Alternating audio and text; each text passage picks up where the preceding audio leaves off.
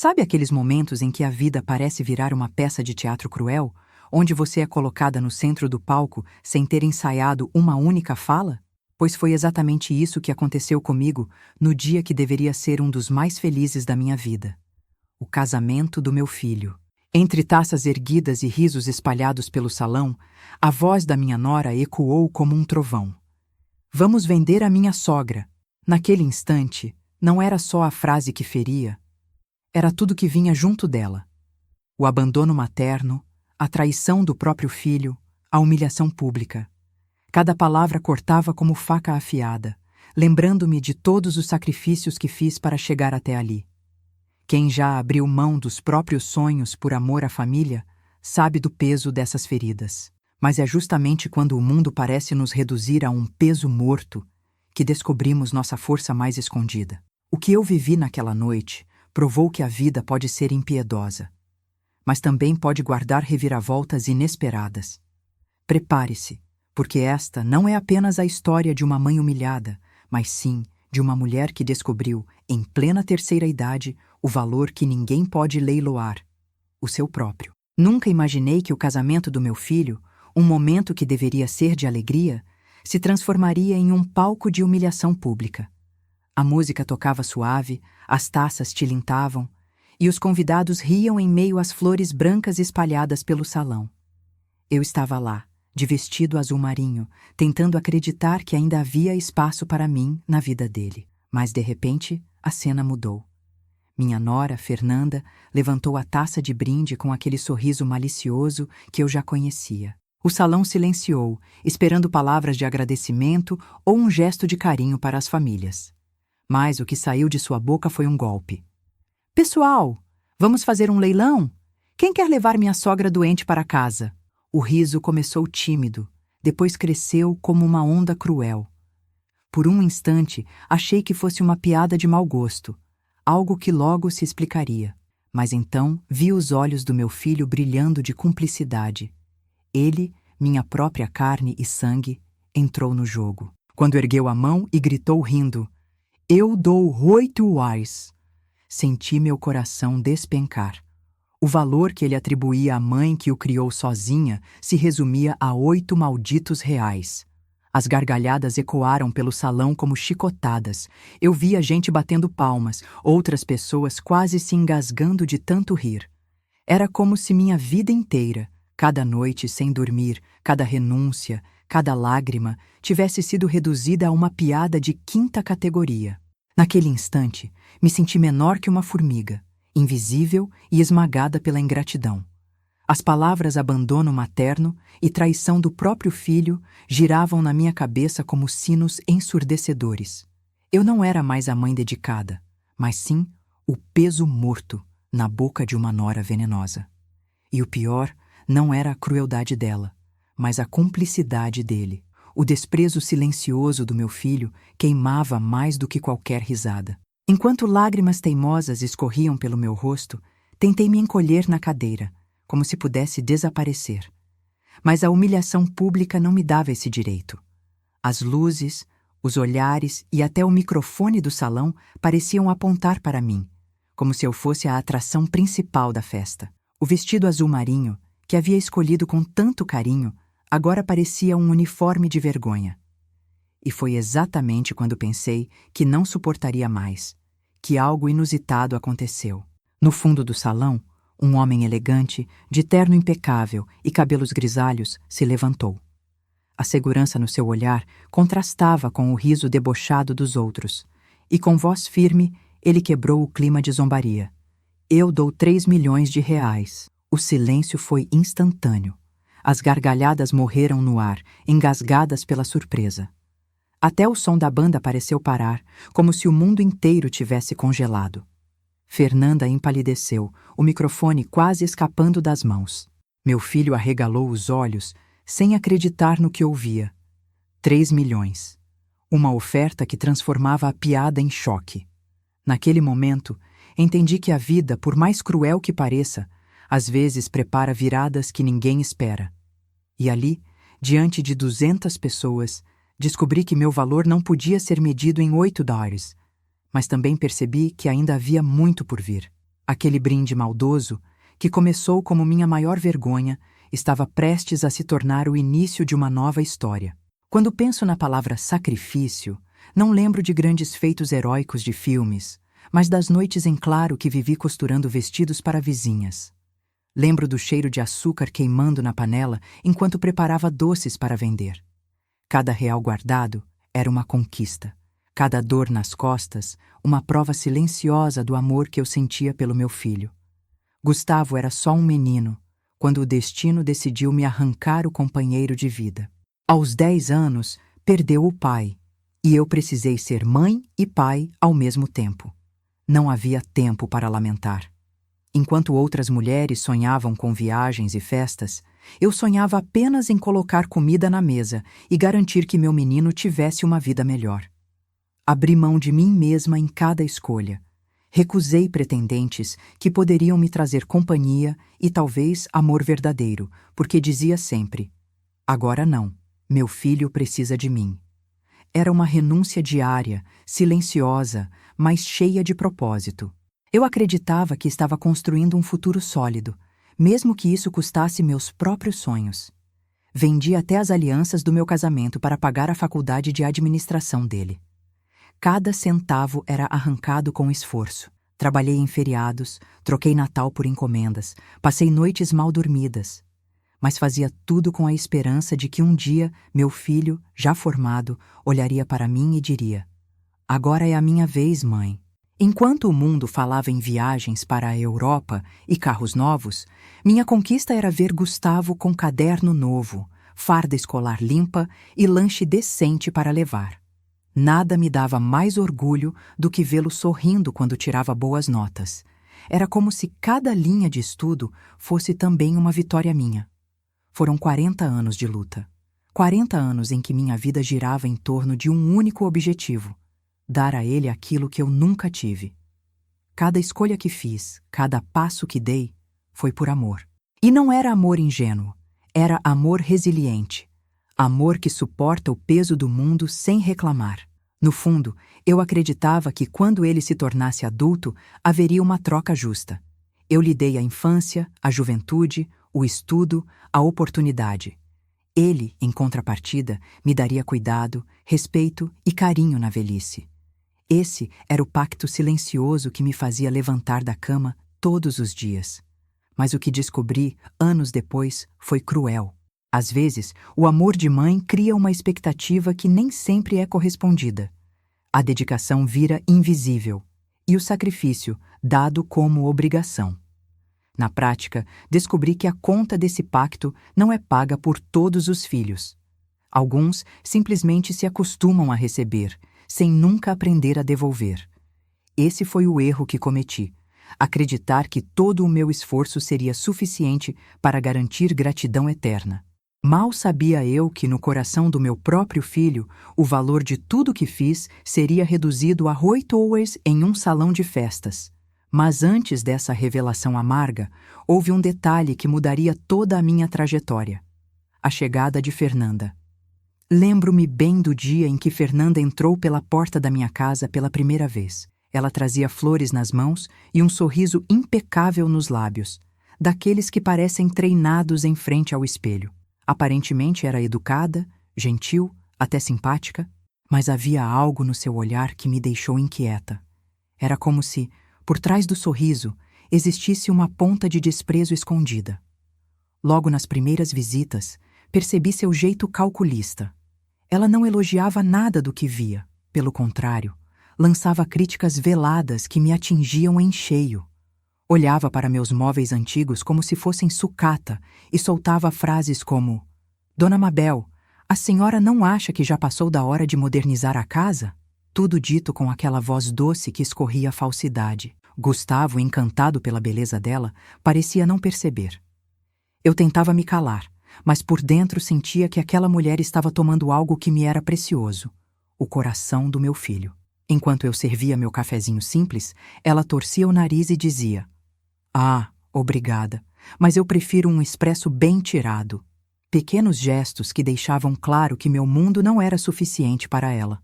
Com o tempo, comecei a notar mudanças no comportamento de Gustavo. O menino que antes me chamava de minha rainha passou a me olhar com impaciência. As conversas que antes eram cheias de carinho foram ficando frias, superficiais. E cada vez que eu tentava compartilhar meus sentimentos, lá estava Fernanda com um sorriso venenoso, manipulando a situação.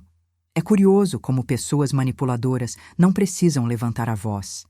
Elas agem com sutileza, plantando sementes de dúvida e deixando que o tempo faça o resto. Fernanda sabia exatamente o que dizer para parecer uma boa esposa, e ao mesmo tempo me pintar como a sogra incômoda. Era como assistir a uma partida de xadrez em que eu sempre estava em desvantagem. Aos poucos, fui percebendo que eu já não tinha lugar no coração do meu filho. O amor de mãe, que durante anos foi suficiente, agora parecia ser visto como intromissão. Fernanda se colocava como prioridade, e eu, que tinha dedicado a vida inteira a ele, começava a ser tratada como alguém que precisava dar espaço. Dói dizer isso, mas eu sabia que minha presença incomodava. Cada gesto meu era interpretado como exagero. Se eu ajudava, era intromissão. Se eu me calava, era descaso. Fernanda sempre tinha um comentário pronto para me diminuir, e Gustavo, ao invés de me defender, aceitava tudo em silêncio. Esse silêncio foi a primeira grande traição. Não demorou para que ela começasse a me excluir dos planos. Um jantar aqui, uma viagem ali, e eu sempre ficava de fora. Quando questionava, Gustavo apenas dizia: "Mãe, não é nada pessoal. É só que agora eu tenho outras prioridades." Essa frase cortava fundo, como se 40 anos de dedicação fossem descartados de uma hora para outra. Foi nesse momento que entendi. Fernanda não apenas havia conquistado meu filho, mas também havia começado a me apagar da vida dele. E eu, sem perceber, estava perdendo espaço no coração de Gustavo. Mal sabia eu que essa perda seria apenas o começo de uma sequência de dores ainda maiores. Não demorou muito para que eu começasse a perceber uma mudança dolorosa no olhar do meu filho. Antes, ele me defendia de qualquer injustiça, sempre me chamando de guerreira, de inspiração. Mas, depois que Fernanda entrou em sua vida, essas palavras desapareceram como se nunca tivessem existido. No lugar delas, surgiram frases que doíam como facadas. Quando eu tentava compartilhar minhas angústias, Gustavo suspirava, impaciente, e dizia: "Mãe, para com esse drama. A senhora está exagerando." Essa frase, repetida tantas vezes, me fazia sentir pequena. A dor de mãe já não tinha valor. As palavras dele carregavam uma frieza que eu jamais imaginei ouvir de quem carreguei no colo com tanto amor. Aos poucos, notei que os convites para estar ao lado deles diminuíam. Antes, eu fazia parte dos jantares, dos passeios, das reuniões. Agora, quando me dava conta, descobria que eles já tinham ido sem sequer me avisar. A exclusão começou discreta, mas logo virou rotina. Eu, que sempre estive presente, me tornava uma estranha dentro da própria família. Era como se a minha presença fosse um incômodo constante. Se eu perguntava algo, era intromissão. Se eu opinava, era exagero. Se eu ficava calada, era desinteresse. Não importava o que eu fizesse, eu nunca acertava. E o que mais doía era ver que meu filho, ao invés de me defender, apenas reforçava o que Fernanda dizia. Em vários momentos, eu tentava resgatar o carinho de antes. Preparava o prato preferido dele, lembrava histórias de infância, fazia de tudo para reavivar aquela conexão. Mas, no fundo, era como gritar para alguém que estava cada vez mais distante. Ele não ouvia mais minha voz com o coração. E isso é um tipo de traição silenciosa, mas devastadora. As palavras de Fernanda ecoavam na cabeça dele como verdades absolutas. Ela dizia que eu precisava dar espaço, que eu estava sendo dependente, que estava me tornando um peso. E Gustavo repetia isso para mim, como se fosse um papagaio da esposa. Ver meu próprio filho me tratando como um estorvo foi uma das maiores dores que já vivi. A sensação era de estar perdendo o lugar que eu mesma ajudei a construir. Eu tinha sido a base, o alicerce, mas agora era vista como um fardo. Era como assistir a minha própria história sendo reescrita diante dos meus olhos, só que dessa vez com papéis trocados. Eu, a mãe dedicada, agora rotulada como peso morto. Não foram poucas as vezes em que fui dormir chorando, me perguntando onde tinha errado. Será que eu dei demais? Será que amar tanto tinha transformado meu filho em alguém incapaz de valorizar esse amor? Essas perguntas se repetiam noite após noite, corroendo minha alma. E pior, sem nenhuma resposta. Mal sabia eu que essa mudança dele era apenas o prelúdio de algo ainda mais cruel. O silêncio, as exclusões e as frases frias seriam apenas o começo de uma estratégia bem mais calculada. A verdadeira tempestade viria quando as mentiras começassem a ser espalhadas. E eu descobriria que, além de perder o coração do meu filho, estava perdendo também a minha própria reputação. Quando achei que a distância do meu filho já era dolorosa o bastante, Fernanda encontrou uma nova forma de me ferir. As mentiras. Com um sorrisinho cínico e jeito de quem se preocupa, começou a espalhar que eu estava ficando caduca, que minha memória já não era a mesma. Pequenos boatos lançados em conversas de família até virarem verdades repetidas por todos. Uma vez, ouvi ela dizendo para uma amiga: "Coitada da dona Mabel, vive esquecendo as coisas. Gustavo sofre tanto com isso." Fiquei sem ar. Eu sempre fui organizada, lúcida, atenta aos detalhes. Nunca esqueci compromissos, nunca me perdi nas contas da casa.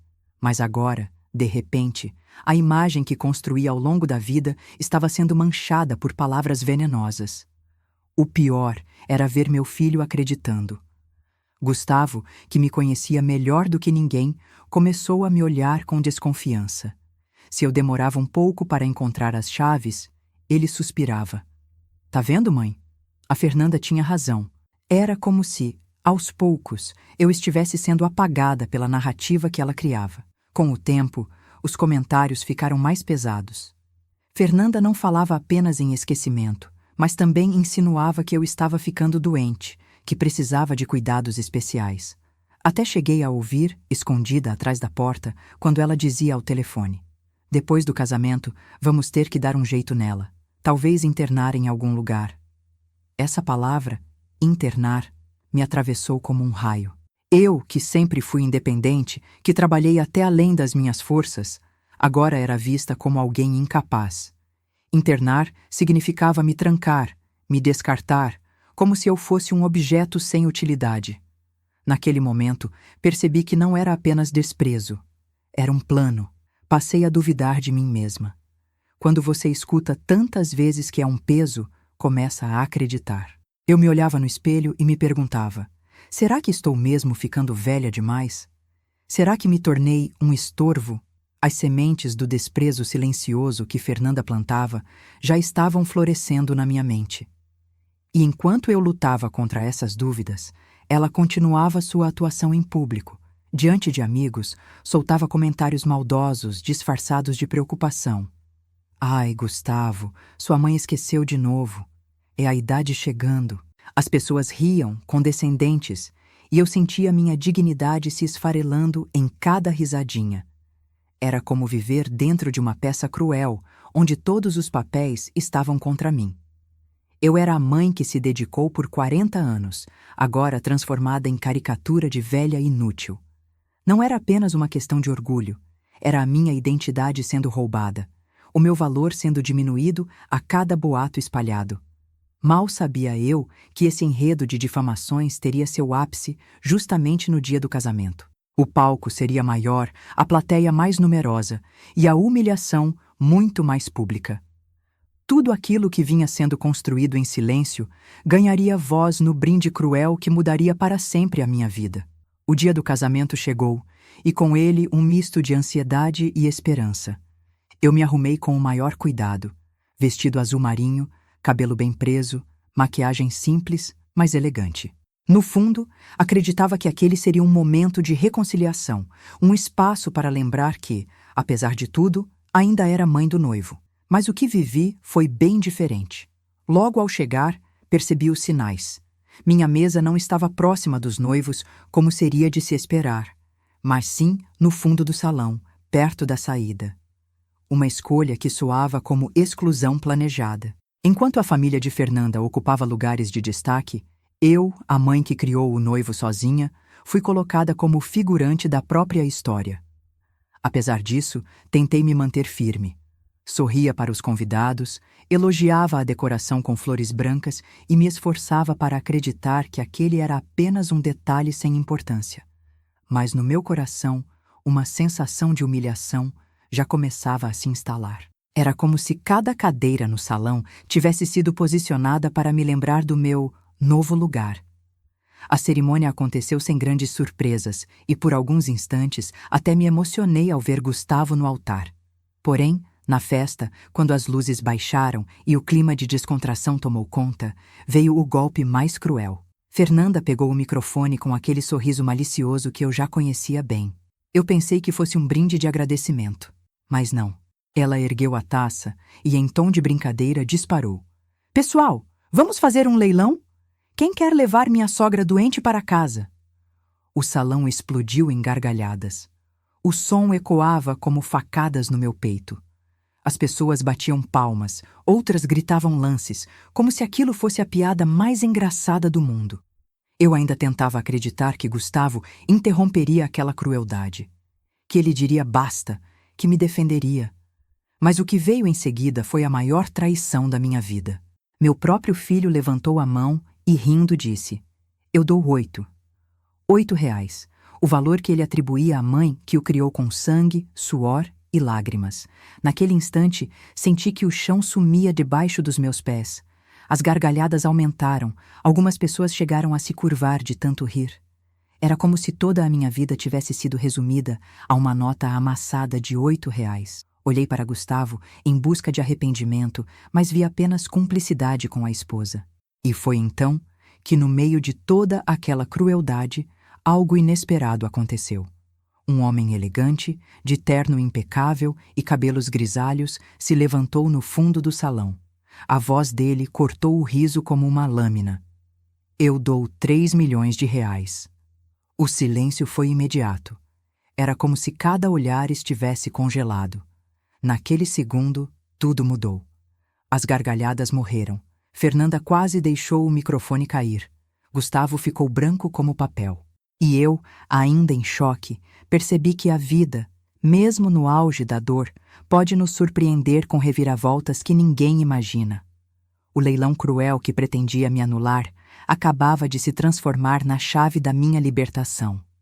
Quando aquele homem elegante se levantou e ofereceu 3 milhões de reais por mim, o salão inteiro prendeu a respiração. Ninguém entendia o que estava acontecendo.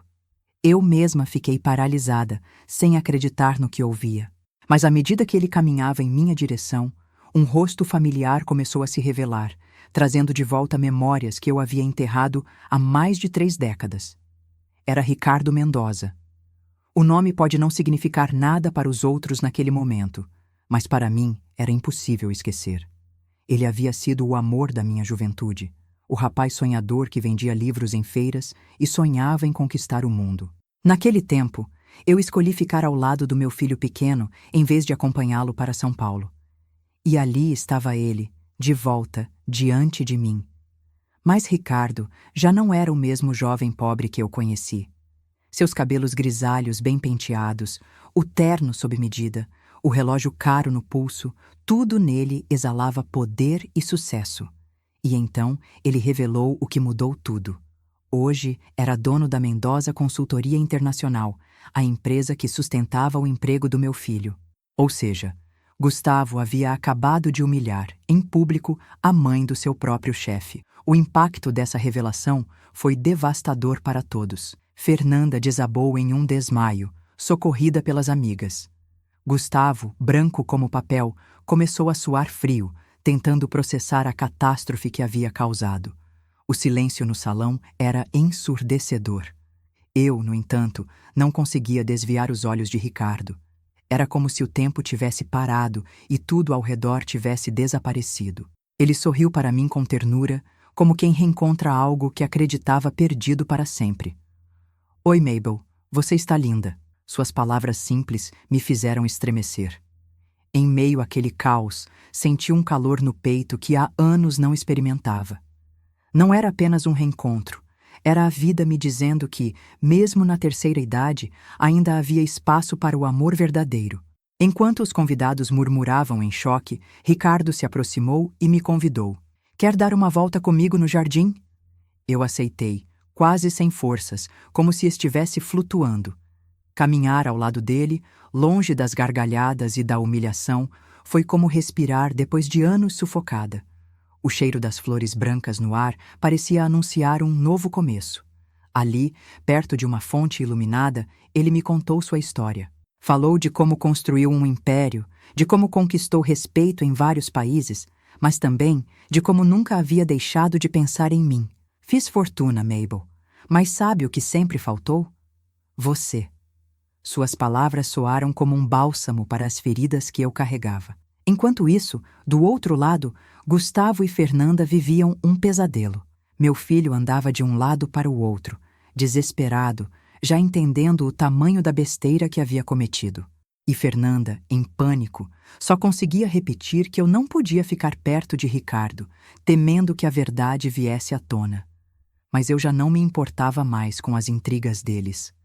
Naquele instante, percebi algo poderoso. Eu não era apenas a mãe humilhada por 8 anos. Eu era a mulher valorizada por 3 milhões.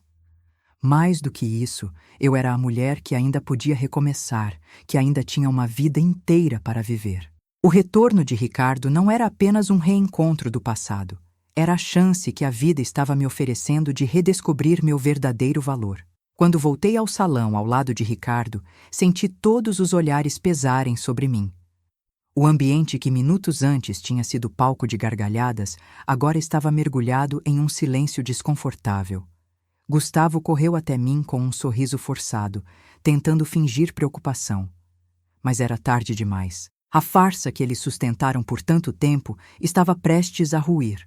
"Que bom que a senhora voltou, mãe", disse ele, tentando soar carinhoso. Mas eu enxergava o medo nos olhos dele. Não era preocupação comigo, era pavor das consequências. Eu sabia, e ele também sabia, que a máscara tinha caído. Ricardo, ao meu lado, permanecia sereno, observando tudo como quem já conhecia o desfecho daquela peça trágica. Foi nesse momento que decidi fazer o que nunca tive coragem: expor toda a verdade. Minha voz, antes embargada pela vergonha, agora ecoava firme pelo salão. Contei como Fernanda havia me humilhado em particular, como inventou histórias sobre minha sanidade, como conspirou para me internar. Contei das conversas que ouvi, das noites em que chorei sozinha, acreditando ser um peso morto. Os convidados me ouviam em silêncio absoluto. Algumas mulheres mais velhas tinham lágrimas nos olhos, reconhecendo na minha dor um reflexo das próprias vidas. Era como se cada palavra minha não fosse apenas um desabafo, mas também uma denúncia contra a ingratidão familiar que tantas mães enfrentam em silêncio. Pela primeira vez, eu não estava sozinha. Fernanda, desesperada, tentava se defender. "Dona Mabel, isso é um mal-entendido. Eu nunca quis internar a senhora, mas eu não deixei barato. Eu ouvi com meus próprios ouvidos, Fernanda. Você disse que precisava se livrar de mim, que eu era um peso na vida de vocês." O salão inteiro testemunhou a mentira dela se desmoronando. Ricardo, então, interveio com voz firme. E quando ela chamou a própria sogra de peso morto, isso também foi um mal-entendido? A cor sumiu do rosto de Fernanda. Ela não tinha mais como escapar. A cada palavra, sua imagem de esposa exemplar se desfazia, revelando a mulher manipuladora que sempre foi. Gustavo, nervoso, implorava: "Mãe, vamos conversar em casa. Não precisa lavar roupa suja aqui." Mas eu não iria mais me calar. "Roupa suja, Gustavo? Vocês me expuseram diante de 200 pessoas. Agora terão que ouvir a verdade diante de todos." Foi a primeira vez que senti o peso da justiça inesperada se manifestando a meu favor. Enquanto falava, uma sensação estranha tomou conta de mim. Não era ódio, nem vingança, era libertação. Eu já não estava mais presa ao papel de vítima. Eu era a narradora da minha própria história, colocando cada peça em seu devido lugar.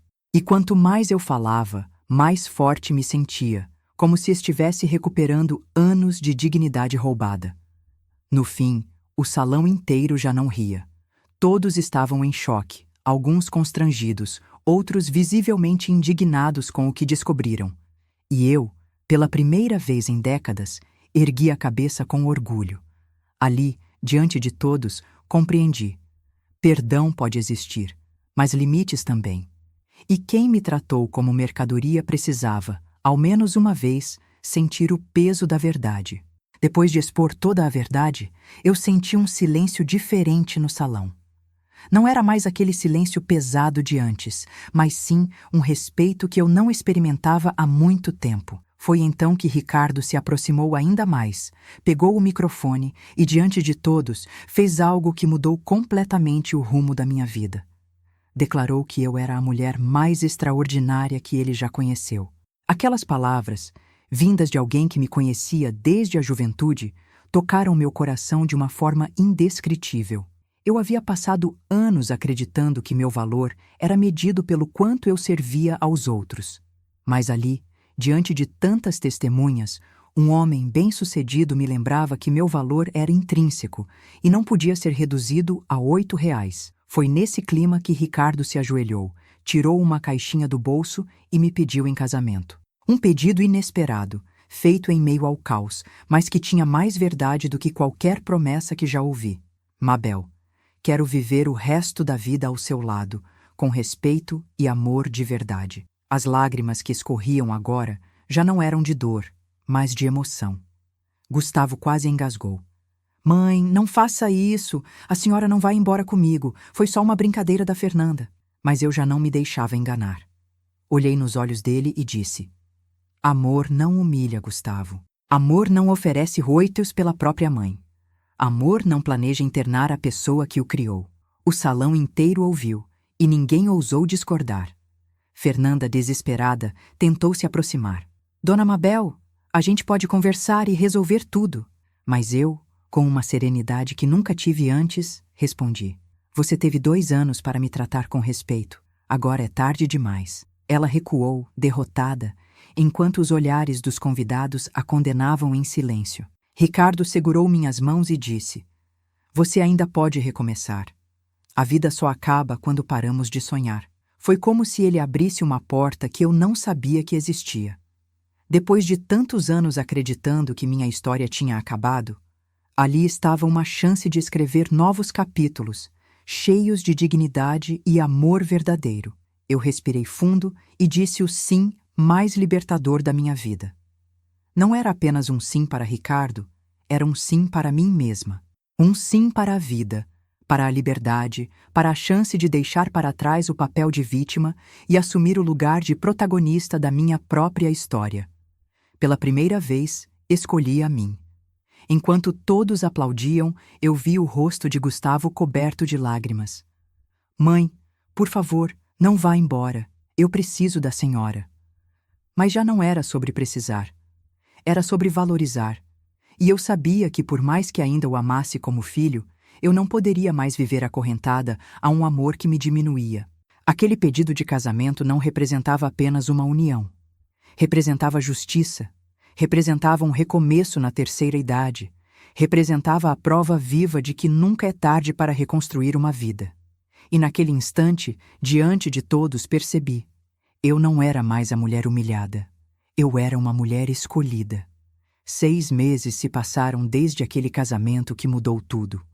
Hoje, escrevo estas palavras da varanda da minha nova casa em Campos do Jordão, de frente para as montanhas. O vento frio toca meu rosto. As flores que eu mesma plantei perfumam o jardim, e dentro de mim reina uma paz que eu nunca tinha experimentado. É como se finalmente eu tivesse encontrado meu verdadeiro lugar no mundo. Ricardo e eu nos casamos em uma cerimônia simples, cercados apenas por pessoas que realmente nos amam. Não houve luxo exagerado, mas houve algo que sempre me faltou: respeito. Minha irmã Luciana foi madrinha e chorou mais que eu durante os votos. Pela primeira vez em décadas, senti que estava sendo celebrada, não apenas tolerada. E enquanto minha vida florescia, a de Gustavo e Fernanda tomava outro rumo. Naquela mesma semana, Ricardo cumpriu o que havia dito, reavaliou os contratos da empresa.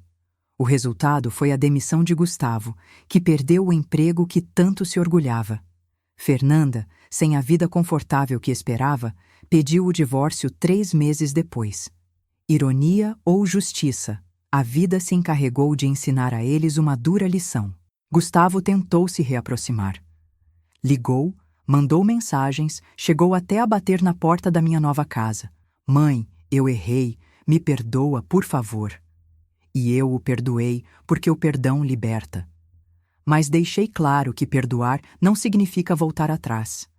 Ele precisaria aprender a viver sem me usar como muleta, sem me tratar como peso morto. O amor de mãe continua, mas agora com limites.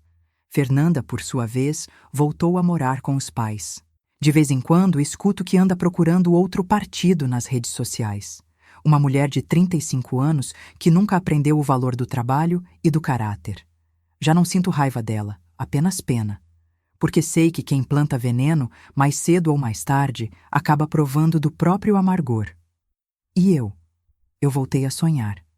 Viajei com Ricardo, jantei em Paris, caminhei pelas ruas de Roma. Mas descobri que o mais importante não era o luxo, e sim a sensação de ser valorizada. A cada bom dia, meu amor, que ouço, sei que encontrei o que sempre procurei. Um companheiro que me respeita e me enxerga como igual. Também encontrei um propósito maior.